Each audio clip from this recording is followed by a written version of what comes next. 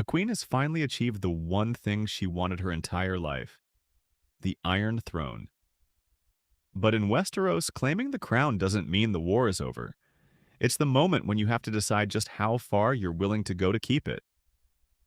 Before we begin, this video contains full spoilers for the Season 3 finale of House of the Dragon. In the final episode of Season 3, Rhaenyra Targaryen finally decides to act like a conqueror rather than a negotiator. At the same time, the king everyone believed was finished makes an unexpected return. The dragon that was supposed to be their greatest advantage slips out of control, and the line between a queen who saves the realm and a ruler who governs through fear slowly begins to disappear. This episode marks the birth of a completely new version of Rhaenyra. The first sign of her transformation comes when she dismisses Mysaria. Mysaria represented the ideals of Rhaenyra's father, a belief in diplomacy over violence. She stood for peace, solving conflicts through politics instead of war, avoiding unnecessary bloodshed, and always thinking about the people. Rhaenyra herself tried several times to achieve victory without bloodshed. She spared Aemond once, a decision that ultimately led to the fall of Tumbleton. She also attempted to take King's Landing without launching a full-scale attack, risking her own life in the process. The result was that Aegon survived. The moment Rhaenyra learned that Aegon was still alive, everything changed. The actors themselves have spoken about Rhaenyra's character arc. They explained that the writers turned her internal conflict between conscience and ambition into two physical characters within her story.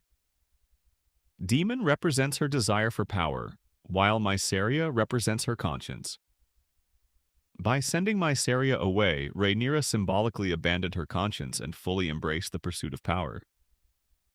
Mysaria's dismissal marks the point where Rhaenyra's reign begins crossing the very line she once feared, the path toward authoritarian rule.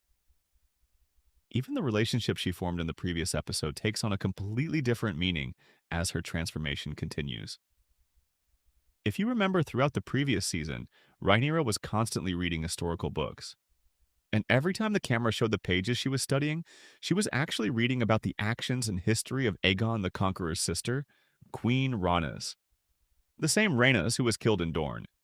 Rhaenyra also repeatedly went to the skull of Rhaenys' dragon, Meraxes, whenever she had something important to say. The show also started to show a major change in Rhaenyra's character.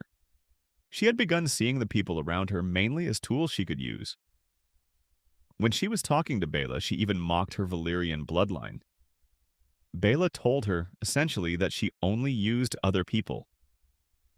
Rhaenyra grabbed her by the jaw and told her, I should not blame you for it, truly. Insolence runs in your blood.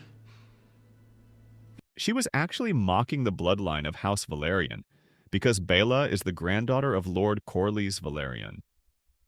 Then, a few minutes later, when they went into the temple to manipulate Corlys' son into killing the High Septon, Rhaenyra turned to him and told him, You are the blood of old Valyria. She said this because she wanted him to abandon the religion of the Seven and return to the gods of old Valyria.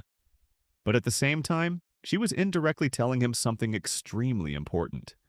She was basically saying, I recognize you as a true son of Lord Corlys Velaryon, and you are going to become the heir to Driftmark. In other words, she was telling him that he could eventually succeed his father. She never said it directly, but that was the message behind her words. And that is one of the reasons he remained so loyal to Rhaenyra. Later, when Lord Corlys' soldiers wanted to leave to rescue him, Alyn stopped them. He even began presenting himself as their leader, saying that he was their lord and that they needed to accept him as their commander. So here we saw a major change in Corlys' son's character.